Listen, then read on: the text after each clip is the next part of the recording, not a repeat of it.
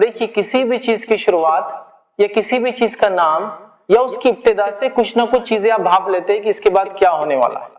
جس دین کا نام ہی امن ہے، شانتی ہے، پیس ہے، تو یہ چیز کی ضرورت کیوں محسوس ہوئی کہ اس میں تصور کیا بیان کیا جائے؟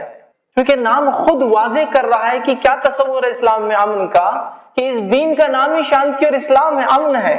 ظاہر سی بات ہے جس دین کا نام ہی شانتی اور امن ہے اس میں کتنا زبردست اور کتنا مضبوط تصور ہوگا یہ بات اندازہ لگایا جا سکتا ہے۔ لیکن ہوتا ہے ایسا کبھی کبھار کہ کچھ باتیں جب تک واضح نہ کی جائے، کلیئرلی ایکسپلین نہ کی جائے، لوگ سمجھ نہیں پاتے چیزوں کو۔ اور بالخصوص ایک ایسے دور میں جس دور میں اسلام کے خلاف اور مسلمانوں کے خلاف کنٹینیوسلی سسٹمیٹیکلی ایک پروپیگنڈا، ایک سازش جس کو کہوں عام زبان میں کی جا رہی ہے تاکہ بتایا جائے کہ نہیں یہ راستہ امن کا نہیں ہے، یہ راستہ پیس کا نہیں ہے، اس دین کی تعلیمات امن اور شانتی کی نہیں ہے، یہ دین دنیا میں جو ہے ظلم کرتا ہے، زیادتی کرتا ہے، اس کے ماننے والے ظالم ہوتے ہیں، یہ اپنی عورتوں کو ان کے حقوق رائٹس نہیں دیتے ہیں، ایجوکیشن میں یہ لوگ بیکورڈ ہوتے ہیں، اور پھر جدید زمانے کا ایک نیا ٹائٹل بھی دے دیا گیا، اتنے سارے تو تھے ہی کہ ظالم ہوتے ہیں، بیکورڈ ہوتے ہیں، ان ایجوکیٹڈ ہوتے ہیں، عورتوں پہ ظلم کرتے ہیں، ان کے رائٹس نہیں دیتے، ایک نیا ٹائٹل دے دیا گیا کہ دہشت گرد بھی ہوتے، ٹیررسٹ بھی ہوتے ہیں۔ تو وہ ایک کے بعد ایک سسٹمیٹیکلی ٹائٹلز پر ٹائٹلز ہمیں ملتے گئے۔ لیکن افسوس کی بات یہ ہے کہ آج ہمیں کھڑے ہو کر یہ ڈسکشن کرنا پڑ رہا ہے کہ اسلام میں شانتی کا کیا تصور ہے، اسلام میں شانتی کا کیا مہتو ہے، کانسیپٹ کیا ہے پیس کا، اسلام میں امن کا کیا تصور ہے، اس کی ضرورت کیوں محسوس ہوئی؟ اگر ہم لوگ اس پیغام کو، اسلام کا جو امن کا پیغام ہے، اقوام عالم تک پہنچاتے رہتے جو ہمارا فریضہ اور کام تھا، تو شاید ہمیں اس چیز کی وضاحت کی ضرورت نہیں ہوتی۔ اور جب کوئی آدمی مسلمان اسلام کے نام پہ کوئی غلط کام کرتا تو دنیا کہتی کہ یہ چھوڑو یار، کچھ دوسری بات کرو، یہ نہیں ہو سکتا، اس پہ ہم کو یقین ہی نہیں ہے، یہ بات ہی نہیں ہو سکتی۔ اس لیے کہ کسی مذہب کا اگر نام ہی شانتی ہو تو وہ دہشت کی تعلیم کیسے دیں گا؟ اور مسلم یا مسلمان جو امن کو ماننے والا ہے، جو جب ملتا ہے ایک دوسرے سے ملاقات کرتے گریٹ کرتے ہیں، تو کیا گریٹ کرتے ہیں؟ جب میں آپ سے ملتا ہوں، آپ مجھ سے ملتے ہیں، تو کیا گریٹ کرتے ہیں؟ آج کتنے لوگوں کو مار کیا ہے، کتنوں کو تھپڑ مارا آج تم نے، عورتوں پہ ظلم کر کے تو آئے ہو نا آج، بہت خوب، بہت اچھا کام کیا، اور کتنوں کو مارا، اوہ ختم کر کے بہت اچھا کام کیا آج تو تم نے۔ یہ ڈسکشن ہوتا ہے۔ جو قوم جب ملتی ہے تو جس کی گریٹنگز ہے السلام علیکم، تم پر شانتی ہو، پیس بی اپون یو، اس قوم کے تعلق سے کہا جا رہا ہے دہشت گرد ہے، تعجب کی بات ہے۔ مطلب یہ تو ایسا ہی ہو گیا کہ آئس کریم کا لیبل لگا کر ایک چیز دی گئی اور اس کے اندر آپ کو کوئلے رکھ کے دے دی گئے جلے ہوئے، تو آپ کہیں گے آنکھ کا انگارہ دے دیا آپ نے آئس کریم کے نام پہ، تو بہت غلط ہوا۔ مطلب چیز کچھ اور ہے، آئس کریم مطلب ٹھنڈی چیز کا وعدہ ہو رہا ہے، اندر گرم نکل رہا تھا، آپ تعجب کریں گے نا۔ تو حالت یہی ہو رہا ہے کہ اسلام نہیں یہ تو مذہب جو ہے دہشت گردی کو پروموٹ کرتا ہے، مسلم یہ لوگ تو جو ہے بڑے ظالم اور جابر ہوتے، جاہل ہوتے، عورتوں کو حق نہیں دیتے، اور ٹیررسٹ بھی ہوتے ہیں۔ ٹھیک، اگر سب نہیں تو اکثر ان میں ہوتے، اور ٹیررسٹ تو پورے یہی ہوتے ہیں۔ مختلف القاب، مختلف ٹائٹلز ایک کے بعد ایک ہمیں لوگوں نے جو ہے نوازا، اور افسوس کی بات ہے ہم ریپلائی نہیں کر پائے، ان کا ہم جواب نہیں دے پائے، کیونکہ سسٹمیٹیکلی جس میڈیا سے وہ ہم تک پہنچے یا لوگوں تک پہنچے اس میڈیا میں ہمارا کوئی دخل نہیں تھا، تو وضاحت جو بھی گئی بہت چھوٹی تھی، پروپیگنڈا جو ہے بہت بڑا تھا، یاد رکھیے۔ تو یہ بہت ضروری یاد رکھیے کہ ہم چیزوں کو سمجھیں۔ تو آئیے امن کسے کہتے پہلے ہم دیکھ لیتے ہیں۔ امن کو جو ڈیفائن کیا گیا، اس کی تعریف کی گئی، وہ یہ ہے، امن کا معنی ہوتا ہے خوف کی اور دشمنی کی کمی، یا خوف اور دشمنی کا نہ ہونا، اسے امن کہتے ہیں۔ مطلب جس جگہ، جس سماج میں، جس ملک میں، جس جگہ اگر خوف نہیں ہے، مطلب لوگ آرام سے رہتے ہیں بغیر ڈرے کے، اور جس جگہ دشمنی نہیں پائی جاتی یا کم پائی جاتی، خوف یا تو نہیں پایا جاتا ہے تو کم پایا جاتا ہے، یا دشمنی نہیں پائی جاتی ہے کم پائی جاتی ہے، ایسے حالت کو، ایسے سچویشن کو کہتے ہیں کہ امن والے حالات ہے، پیسفل سچویشن۔ یہ ہے تعریف امن کی، یاد رکھیے۔ امن، سکون، چین، کچھ بھی کہہ لیجیے، بہت سارے زبانوں میں شانتی، پیس، یہ انسانی سماج کا ایک جس کو کہیں گے سب سے اہم شعبہ ہے، یاد رکھیے۔ کیوں؟ اس لیے کہ انسان دنیا میں جو کچھ کرتا ہے وہ صرف اسی کے لیے کرتا ہے۔ دیکھیے لوگ کماتے ہیں کیوں؟ سکون کی زندگی گزارے، دلی سکون ہو، ماحول میں سکون ہو۔ آپ لوگ گھومنے پھرنے جاتے کیوں؟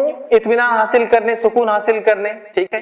تو تو گویا انسان دنیا میں جو کچھ کرتا ہے وہ امن کو حاصل کرنے کے لیے، سکون حاصل کرنے کے لیے، شانتی حاصل کرنے کے لیے، پیس حاصل کرنے کے لیے کرتا ہے، جو کچھ بھی کرتا ہے یاد رکھیں۔ تو اسی لیے پیس ایک بہت اہم کانسیپٹ ہے، یاد رکھیے۔ کسی بھی سماج میں، کسی بھی سوسائٹی میں جائیے، پیس بہت امپورٹنٹ ہوتا ہے۔ اگر امن کو ہم تقسیم کریں تو دو قسم کے امن ہوتے ہیں، ایک ہوتا ہے اندرونی امن اور ایک ہوتا ہے بیرونی امن، انٹرنل پیس اینڈ ایکسٹرنل پیس، اور دونوں مل کے ایکچولی پیس بنتا ہے۔ مطلب امن اگر ہم کہیں کسی سماج میں ہے تو لوگ اندر سے بھی مطمئن ہیں اور باہر کے حالات بھی امن و امان والے، اس کو کہیں گے حقیقت میں ایک پیسفل امن و امان والا سماج یا ملک، ٹھیک۔ اگر انسان دل سے مطمئن ہو لیکن سماج میں اشانتی یا اس کو بولیں گے فتنہ اور فساد پھیلا ہوا ہو تو ظاہر سی بات ہے یہ اندر کی جو اطمینان ہے وہ فائدہ نہیں دیں گا۔ اللہ رب العزت نے اس بات کا تذکرہ بھی کیا اور سورہ قریش سورہ نمبر 106 آیت نمبر 4 میں فرمایا الذی اطعمهم من جوع وآمنهم من خوف، ہم نے ان کو بھوک میں کھانا دیا اور خوف میں امن دیا۔ تو گویا امن آس پاس سراؤنڈنگ کے اندر پیسفل اگر انوائرمنٹ ہو بہت امپورٹنٹ ہے، ٹھیک ہے، اس لیے کہ اس کے بغیر اگر اندر سے انسان مطمئن ہو، خوش ہو تو فائدہ نہیں ہوگا، اس لیے کہ باہر فتنہ مچائے، فساد مچائے۔ اگر دوسرے الفاظ میں کہا جائے تو بیرونی جو ہوتے امن وہ بھی بہت ضروری ہے، کیوں؟ اس لیے کہ اگر بیرونی امن نہیں ہوگا تو اندرونی امن فائدہ نہیں دے گا، لیکن اندرونی امن، قلب کا سکون، دل کا اطمینان یہ بھی بہت ضروری ہے، اس لیے کہ ہم لوگ اکثریت ہم میں سے دنیا کے جن ممالک میں بستی ہے وہ امن والے ہیں لیکن ہم پھر بھی بے سکون ہیں، بے چین ہیں۔ کسی بھی انسان سے پوچھی کہ آپ مطمئن ہیں، وہ کہیں گا نہیں میں بے سکون ہوں، بے چین ہوں، پیسہ ہے لیکن نیند نہیں آتی، ٹھیک ہے، تو بے سکون ہے، کیوں؟ اس لیے کہ اندرونی سکون تبھی انسان کو حاصل ہوتا ہے جب انسان کچھ بنیادی سوالات جو اس کے فطرت میں اٹھتے ان کا جواب نہ دے تب تک وہ بے سکون ہوتا ہے۔ وہ کیا کیا سوالات ہیں؟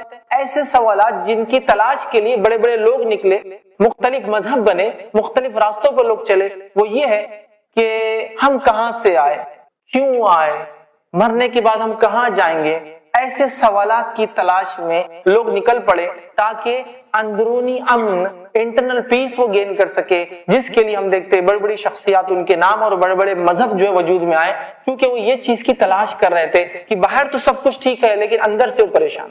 تو اگر دوسرے الفاظ میں کہوں تو بیرونی امن اور اندرونی امن دونوں مل کر حقیقت میں امن بنتا ہے، لیکن اندرونی امن، دل کا اطمینان، ٹھیک ہے، یہ ایک بیج کا کام کرتا ہے جس کے اوپر باہری امن کا سمجھ لیجئے درخت لگتا ہے، یاد رکھیے، ایک عام الفاظ میں اگر سمجھاؤں تو یہ ہے، یاد رکھیے، پیس کے تعلق سے۔ اسلام کے تعلق سے اگر ہم بات کریں کہ اسلام میں کیا اہمیت ہے امن کی، تو میں سمجھتا ہوں اس مذہب کا نام، اس دین کا نام اس چیز کی وضاحت اور ترجمانی کر رہا ہے کہ کتنا امپورٹنس ہے اسلام میں، اہمیت ہے امن کی، کہ اس کا معنی شانتی اور پیس ہی ہوتا ہے اسلام کا معنی۔ اور اسلام کیوں اتنا امپورٹنس دیتا ہے شانتی کو اور پیس کو اور امن کو، کیوں اتنا امپورٹنس دیتا ہے؟ اگر اس بات کو ہمیں سمجھنا ہے تو میں یوں سمجھا سکتا ہوں کہ اسلام جن کاموں کے کرنے کا حکم دیتا ہے، سمجھ رہے آپ، توحید، نماز، روزہ، زکوٰۃ، حج، فرائض جس کو بولیں گے احکامات، یہ تب تک نہیں ہو سکتے جب تک کہ سماج میں امن و امان نہ ہو، سمجھ رہے آپ۔ اگر سماج میں فتنہ اور فساد ہو تو کیا آدمی نماز پڑھ سکتا ہے، مسجد جا سکتا ہے، جماعت بنا سکتا ہے؟ نہیں۔ روزے رکھ سکتا ہے؟ نہیں۔ زکوٰۃ دے سکتا ہے؟ نہیں۔ حج کو جائیں گے؟ نہیں، ہے نا، اطمینان نہیں ہوگا۔ تو اسلام اس لیے اتنا امن کو اہمیت دیتا ہے کہ اس کے بغیر اسلام جو احکامات دیتا ہے اس پر عمل ہی نہیں ہو سکتا ہے۔ دوسرا اسلام جو چاہتا ہے انسانوں سے اچھائی کا حکم دے، برائی سے روکے، تعلیم حاصل کرے، اخلاق اپنے بنائے، لوگوں سے اچھا سلوک کرے، پڑوسی سے اچھا سلوک کرے، یہ تبھی ہو سکتا ہے جب امن اور امان ہو سماج کے اندر، تبھی تو یہ سارے احکامات پر عمل ہو سکتا ہے۔ تو اسلام میں امن کا بہت واضح، بہت کلیئر تصور ہے، یاد رکھیے۔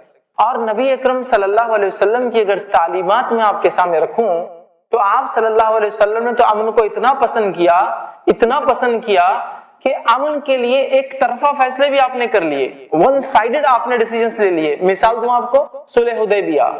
صلح حدیبیہ میں یہ ہوا کہ نبی اکرم صلی اللہ علیہ وسلم حج کو جانا چاہتے ہیں، مشرکین نے کہا یہ سال نہیں اگلے سال آنا، اور وہ بھی کچھ معاہدہ ہوگا پہلے۔ جب معاہدہ ہوا تو کچھ کنڈیشنز، شرائط ایسے لگے جو ون سائڈ تھے بالکل۔ صحابہ میں سے کچھ صحابہ کہہ رہے تھے اس کو ماننے کی ضرورت نہیں ہے، پھر بھی نبی اکرم صلی اللہ علیہ وسلم نے اس ون سائیڈڈ جو ہے بات کو قبول کیا، اس وجہ سے کہ امن قائم ہوگا، اور امن قائم ہونے کے بعد وہ ساری چیزیں ہو سکتی ہے جو اسلام چاہتا ہے۔ اور الحمدللہ صلح حدیبیہ کے بعد پھر بادشاہوں کو خطوط، لیٹرز پہنچے، اس کے بعد اسلام کا ایک دور آ گیا۔ تو اللہ کے رسول صلی اللہ علیہ وسلم نے امن کو اتنا پسند کیا کہ ون سائیڈڈ آپ نے کہا کہ اگر ایک طرفہ بھی معاہدہ ہے تو میں کروں گا، امن اگر قائم ہے۔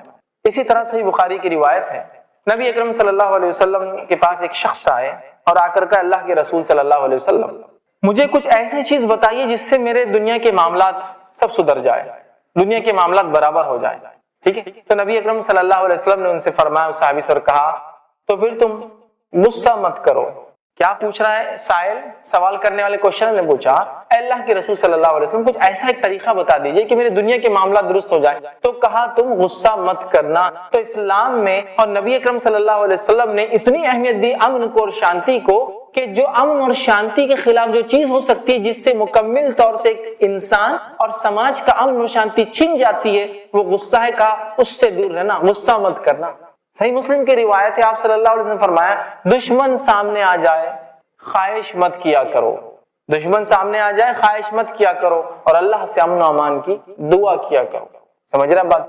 تو نبی اکرم صلی اللہ علیہ وسلم نے اس امن کو پہچانا اور اس کی تعلیم دی، یاد رکھی، اور ایسی تعلیم دی، اتنی پریکٹیکل تعلیم دی، اتنی پریکٹیکل تعلیم دی کہ میں کہتا ہوں کہ اگر امن و امان کو کسی کو دیکھنا ہے کہ افراد میں کیسے قائم ہو، ملکوں میں کیسے قائم ہو، تو نبی اکرم صلی اللہ علیہ وسلم کی زندگیاں پڑھیے، ریئلسٹک جس کو لائف کہتے ہیں، حقیقی زندگی میں امن کیسے قائم ہوتا ہے سماج میں، آپ ان کی زندگی سے مطالعہ کر سکتے ہیں۔ یہ بڑی افسوس کی بات ہے کہ نبی اکرم صلی اللہ علیہ وسلم جو اتنے امن والے تھے، ایک طرفہ فیصلہ بھی لیا امن کے لیے، آج لوگ ان پر الزام لگاتے ہیں کہ محمد صلی اللہ علیہ وسلم کی تعلیمات ایسی اور ایسی تھی جس کی وجہ سے مسلمان اتنے بگڑے ہوئے، اتنے غصے والے، اتنے زیادہ متشدد، اتنے ایکسٹریمسٹ اور اس طرح سے بالآخر دہشت گرد اور ٹیررسٹ ہوتے ہیں۔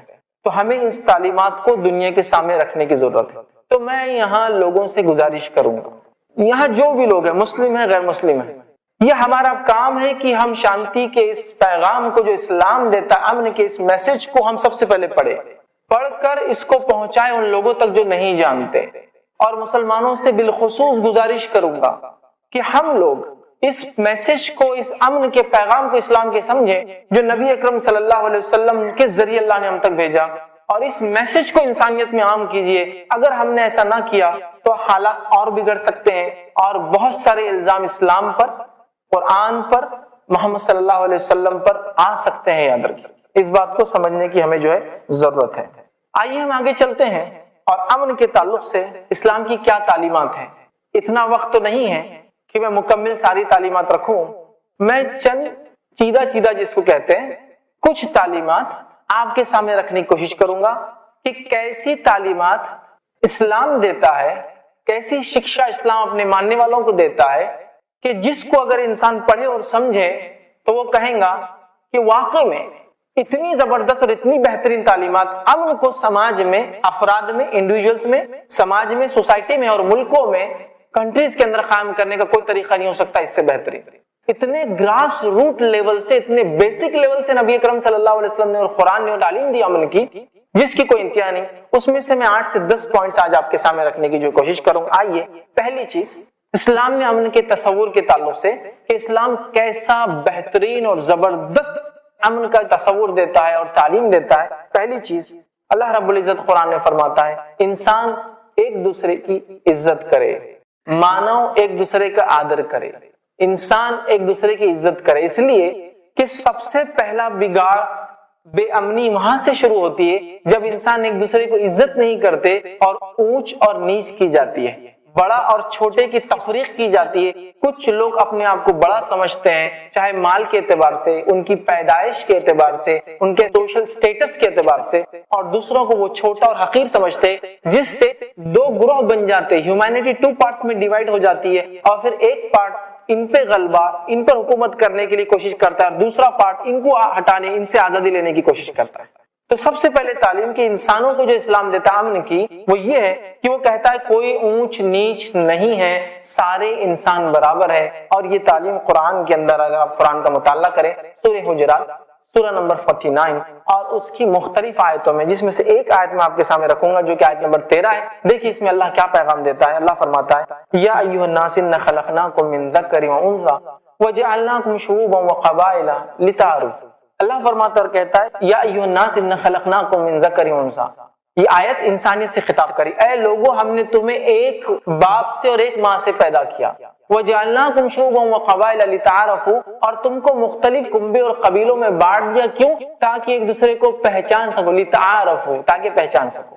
اور اللہ کے نزدیک سب سے بہترین انسان وہ ہے جو اللہ سے سب سے زیادہ ڈرتا ہو۔ یاد رکھیں، تو یہاں اس آیت میں اللہ نے فرمایا کہا کہ انسان برابر ہے، کیونکہ ایک باپ اور ایک ماں کی انسان اولاد ہے، لہذا انسانیت میں کوئی اونچ اور نیچ نہیں ہوتی۔ یاد رکھیں، یہ بڑی زبردست اور مضبوط تعلیم اسلام جو دیتا ہے، جس سے کسی بھی سماج میں بد امنی قائم نہیں ہو سکتی ہے، اور وہ سماج امن کے ساتھ رہ سکتا ہے کہ لوگوں تم ایک ماں باپ کی اولاد ہو، لہذا تم میں کوئی اونچ نیچ نہ کرے۔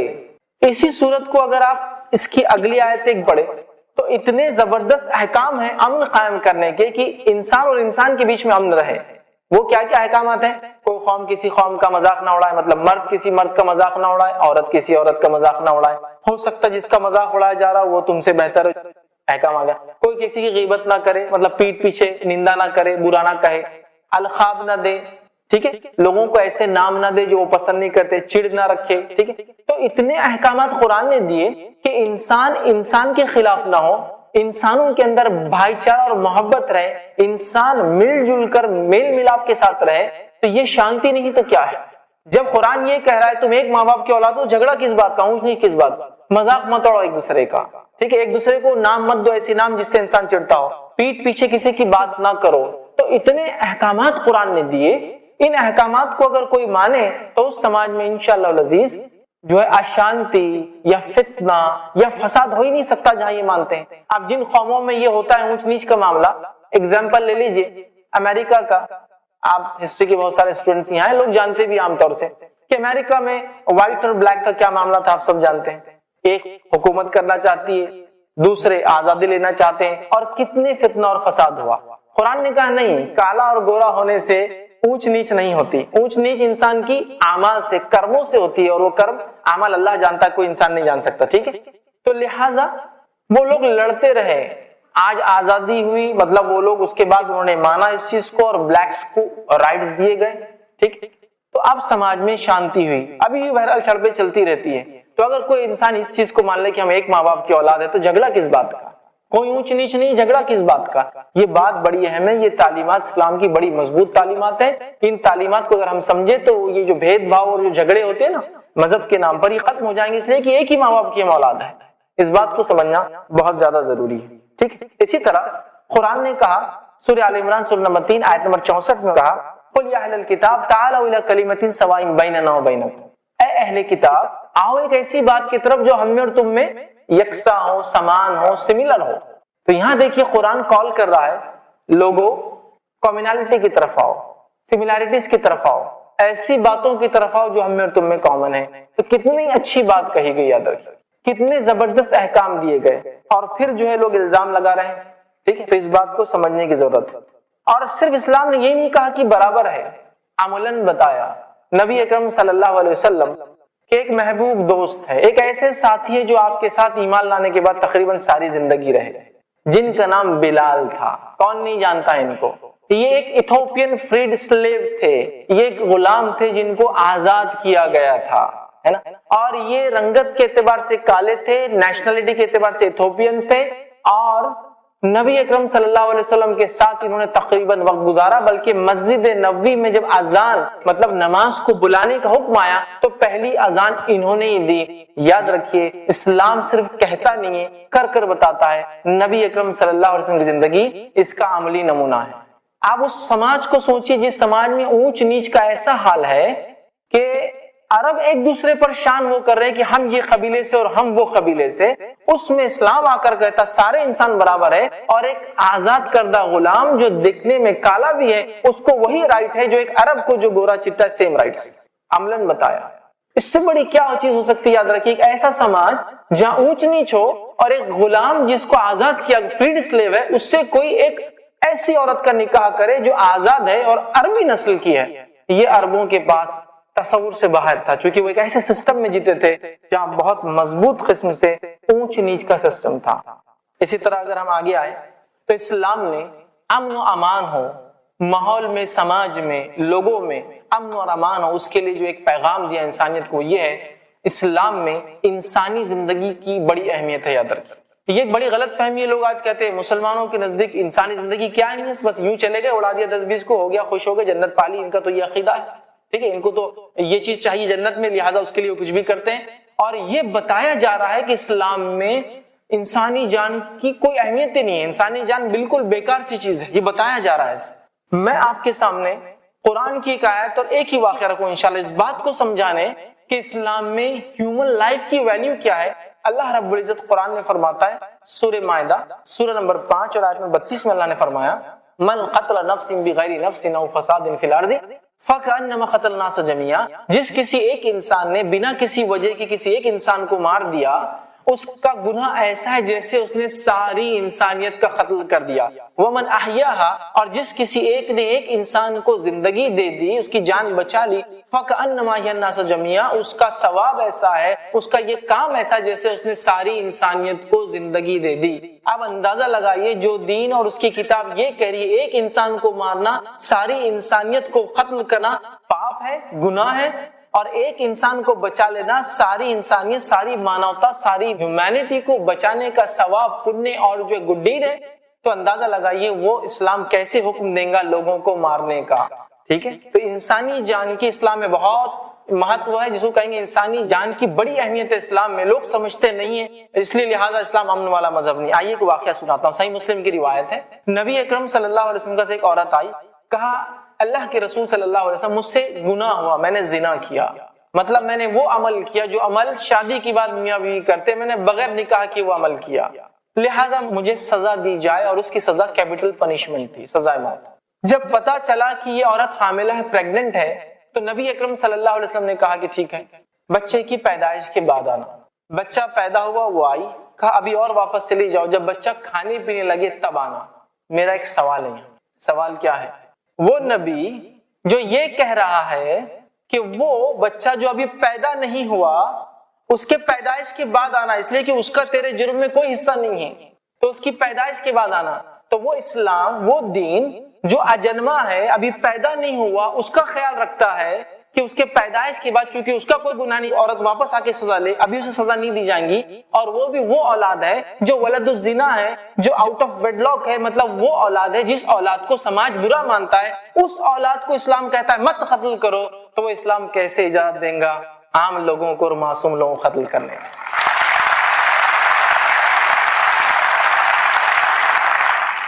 ये बहुत अहम पॉइंट है, याद रखिए, एक वलदुज जिना है, उसको नहीं मार सकते आप। औलाद के एग्जिस्टेंस में आने के बाद, चाहे शादी के बाद हो या बगैर शादी के, मारा नहीं जा सकता। तो ये तालीमात जिस दीन की हो, यहाँ तो ऐसे भी लोग और ऐसी कम्युनिटीज हैं जहाँ वलदुज जिना को मारना फर्ज ऐन होता है, वो उसको मार देते हैं, माँ के पेट से अबॉर्ट कर दिया जाता है। ये इस्लाम है, ये कहता है अजन्मा है, पैदा नहीं हुआ, पैदा होना उसका हक है, चाहे उसका वजूद बगैर शादी की वजह से आया, उसको जाया या मारा नहीं जाएगा, चूंकि वो इंसान है। तो अंदाजा लगाइए, नबी अकरम सल्लल्लाहु अलैहि वसल्लम फौजों को कहते हैं कि इधर जाना है, जंग के लिए जा रहे हैं, हुक्म देते जो लड़ने नहीं आया उसको नहीं मारा जाएगा, बूढ़े इंसान को मारा नहीं जाएगा, औरत को मारा नहीं जाएगा, बच्चों पर अटैक नहीं किया जाएंगे, फसलों को, खड़े हुए झाड़ों को काटा या जलाया नहीं जाएगा। अगर कोई जंग के बीच में ये कहे कि मैं हाथ उठा देता हूं, नहीं लड़ता हूं, उसे भी छोड़ दिया जाएगा, सिर्फ छोड़ा नहीं जाएगा, उसे ले जाकर महफूज जगह पे छोड़ा जाएगा। ये तालीमात है इस्लाम की, ये वैल्यू है ह्यूमन लाइफ के इस्लाम में। इस बात को हम गौर से सुने और समझे, इस्लाम वो दीन है जिस पे इंसानी जिंदगी की बहुत अहमियत है। नबी अकरम सल्लल्लाहु अलैहि वसल्लम फरमाते हैं रोज़े क़यामत बंदों के हक में जो पहला सवाल होगा वो क्या होगा पता है? खून के ताल्लुक से पहला सवाल होगा। First question on the day of judgement, मतलब आखिरत के दिन जो पहला सवाल बंदों के हक में, अल्लाह के हक के अलग होंगे, बंदों के हक में होगा, पहला सवाल खून का होने वाला है। इतनी अहमियत है इंसानी जान की, याद रखिए इस्लाम में। तो लिहाजा कोई ये ना कहे, बल्कि इस्लाम कहता है इंसानी जान बड़ी अहम चीज है, याद रखिए। आगे बढ़ते हैं, अमन व अमान के लिए इस्लाम और क्या रास्ता बताता है, कैसा उसका कॉन्सेप्ट क्या है पीस का। ये आगे बढ़ते हैं, इस्लाम कहता है समाज में, सोसाइटी में इंसाफ हो, इसलिए कि जिस समाज और सोसाइटी में इंसाफ नहीं होता वहां क्या होता है, फिर فتنہ اور فساد مچتا ہے. تو اسلام چاہتا ہے لوگ انصاف، حاکم حکمراں لیڈرز انصاف کرے تاکہ رعایا امن و امان میں رہے. یہ کانسیپٹ ہے اسلام کا کہ پیسفل ایگزسٹنس ہو لوگوں کا، جس کے لیے اسلام کہتا ہے کہ انصاف والا معاملہ ہو. اور اللہ کی رسول صلی اللہ علیہ وسلم کو سورہ نساء سورہ نمبر 4 آیت نمبر 58 نے فرمایا اور کہا وَإِذَا حَكَمْتُمْ بَيْنَ النَّاسِ أَن تَحْكُمُوا بِالْعَدْلِ، جب اے نبی لوگوں کے اندر آپ فیصلہ کرو تو عدل کے ساتھ، انصاف کے ساتھ فیصلہ کرنا. انصاف کے ساتھ فیصلہ کرنا اس لیے کہ جس سماج میں، سوسائٹی میں نا انصافی ہوتی ہو، اس سوسائٹی کے اندر پیس کبھی ہو ہی نہیں سکتی، امن کبھی قائم ہی نہیں ہو سکتا، شانتی کبھی ہو ہی نہیں سکتی. یاد رکھیں، سمجھ رہا؟ تو نا انصافی نہ ہو، انصاف ہو. تو اسلام کہتا ہے، نبی اکرم صلی اللہ علیہ وسلم حکم آیا انصاف کیجئے. آپ جب بھی فیصلہ کرے لوگوں میں انصاف کے ساتھ، فیصلہ کسی کے بھی معاملے میں ہو، چاہے وہ سامنے والا مسلم ہو یا غیر مسلم ہو، فیصلہ عدل کے ساتھ، انصاف کے ساتھ، اور اس میں کوئی ناانصافی والی چیز نہیں ہوں گی. تو عدل کا حکم دیا جاتا ہے. دوسرے مقام پہ اللہ رب العزت فرماتا ہے اور کہتا ہے سورہ نمبر 7 آیت 29 کے اندر قل امرنی بالقسط، اللہ نے مجھے حکم دیا ہے کہ میں انصاف کروں، کہ میرے رب کا یہ حکم ہے کہ ہم انصاف کریں. اسی طرح سورہ نحل سورہ نمبر 16 آیت 90 میں اللہ نے فرمایا ان اللہ یأمر بالعدل والاحسان، اللہ حکم دیتا ہے تمہیں کہ تم عدل کرو اور احسان کرو. وایتاء ذی القربى، اور قرابت داروں کو جو ہے عطا کرو، ان کو کچھ دو. وینہی عن الفحشاء والمنکر، اور رکنے کا حکم دیتا ہے فحش بری باتوں سے اور منکر خراب کاموں سے. تو یہاں بھی دیکھیے اللہ حکم دیتا ہے ہمیں انصاف کرنے. تو اسلام یہ کہتا ہے کسی سماج میں شانتی کے لیے انصاف ضروری ہے. جو لوگ انصاف نہیں کرتے اس ملک میں اور اس سماج میں شانتی کبھی استھاپت یا کبھی قائم ہو ہی نہیں سکتی. یاد رکھ لیجیے. آپ بہت سارے لوگ امن چاہتے ہیں بغیر انصاف کے، نا انصافی ہوتی ہے قوموں پر، پھر کہتے ہیں کہ امن کیوں نہیں ہے اور یہ لوگ اس طرح کی حرکت کیوں کر رہے ہیں. آپ پہلے ان کو انصاف دیجیے، جو ان کا حق دیجیے، اس کے بعد آپ یہ کہہ سکتے ہیں کہ یہ لوگ ایسا کیوں کر رہے ہیں. تو دیکھیے اسلام کی تعلیمات اس معاملے میں یہ ہے کہ انصاف کیا جائے. اسی طرح اگر آگے بڑھے تو اسلام کہتا ہے محبت اور بھائی چارہ ہو لوگوں میں، کیونکہ محبت اور بھائی چارے کے بغیر امن ہو ہی نہیں سکتا. ٹھیک ہے، محبت اور بھائی چارہ، اور اتنی باتیں محبت اور بھائی چارے کے تعلق سے اسلام نے کہی، شاید ایسی کوئی باتیں اور ایسا حکم جو ہے کسی دین نے، کسی کلچر یا کسی سیولائزیشن نے دیا. ایسی باتیں ہیں کہ ایسی باتیں ہیں کہ جس کے تعلق سے یہ کہہ دیا کہ وہ مسلم ہی نہیں، جو خود کھا کر سوئے اور اس کا پڑوسی بھوکا سوئے، ہے ہی نہیں وہ مسلمان، وہ ایمان والا نہیں، وہ بلیور نہیں، جو کھا کر سوئے اور اس کا پڑوسی بھوکا ہو. کیسی تعلیمات ہے؟ اور یہ نہیں کہا پڑوسی مسلم ہے غیر مسلم ہے، کوئی بھی ہو سکتا ہے. ایسی تعلیمات دی. ٹھیک ہے، تو محبت کی تعلیم دی، الفت کی تعلیم دی، ایک دوسرے کے ساتھ مل جل کر رہنے کی تعلیم دی. آئیے کچھ مثالیں نبی اکرم صلی اللہ علیہ وسلم کی زندگی سے رکھتا ہوں. صحیح بخاری کی روایت ہے، نبی اکرم صلی اللہ علیہ وسلم فرماتے اور کہتے ہیں تم میں سے اچھا مسلمان نہیں ہو سکتا تب تک جب تک کہ وہ جو اپنے لیے پسند کرے وہی اپنے بھائی کے لیے نہ پسند کرے. کیسی محبت کا جذبہ دیا جا رہا ہے. اپنے لیے پسند کرو، بھائی کے لیے. کیا میں پسند کرتا ہوں مجھے کوئی برا کہے نہیں تو اپنے بھائی کو برا مت کہو. کیا میں پسند کرتا ہوں کوئی میری غیبت کرے نہیں تو میں دوسروں کی غیبت نہ کروں. کیا کوئی پسند کرتا ہے کوئی مجھے برا بھلا کہے نہیں تو میں کسی کو برا بھلا نہ کہوں. جو اپنے لیے پسند کرو وہی اپنے بھائی کے لیے پسند کرو. تو کیسی محبت ہوں گی ایسے سماج میں جو انسان اپنے لیے پسند کرتا ہے اپنے بھائی کے لیے پسند کرتا ہے. یہاں تو حالت یہ ہے کہ جو اپنے لیے پسند کرتا ہے وہ چاہتا ہے کہ دوسرے کا بھی اس کے پاس آ جائے، ہے نا. میں پسند کرتا ہوں دولت ہونا تو اس کی بھی آ جائے میرے پاس. معاملہ یہ ہے. یہاں اسلام کہہ رہا ہے جو اپنے لیے پسند کرو دوسرے کے لیے بھی پسند کرو. کیسی پیاری تعلیمات ہے. آگے آئیے. اسی طرح ایک اور روایت میں آپ نے فرمایا کہا انما یرحم اللہ من عبادہ الرحماء، اللہ اپنے بندوں پر انہی پر رحم کرتا ہے جو دوسروں پر رحم کرتے ہیں. طبرانی کی ایک روایت میں نبی اکرم صلی اللہ علیہ وسلم فرمایا کرا ارحموا من فی الارض یرحمکم من فی السماء، تم زمین والوں پر رحم کرو تو آسمان والا تم پر رحم کرے گا. اتنا رحم اور محبت کا اسلام نے جو ہے جذبہ سکھایا، اتنا زیادہ. یاد رکھیے. اسی طرح ایک روایت میں آپ نے فرمایا من لا یرحم لا یرحم، جو دوسروں پر رحم نہیں کرتا اس پر بھی رحم نہیں کیا جاتا ہے. تو ہمیں رحم کی، جس کو بولیں گے مرسی کی، دیا کی، کرونا کی تعلیم اور شکشا دی جا رہی ہے کہ ہم دوسروں سے محبت کریں، اپنے بھائی سے محبت کریں، دوسروں پر رحم کریں، زمین والوں پر رحم کریں. زمین کے اوپر کیا نہیں آتا ہے، زمین کے اوپر انسان ہوتے ہیں، جانور ہوتے ہیں، سب پر ہمیں رحم کرنا ہے. یاد رکھیں. تو آسمان والا ہم پر رحم کرے گا. جو دوسروں پر رحم نہیں کرتے اللہ ان پر رحم نہیں کرتا. تو کتنی تعلیمات ہے، کتنا مضبوط امن کا تصور ہے. اور وہ سماج، وہ سوسائٹی کو تھوڑا سوچیے جس میں لوگ اس پہ فالو کرتے ہیں تو کیسا سماج اور سوسائٹی ہوں گی.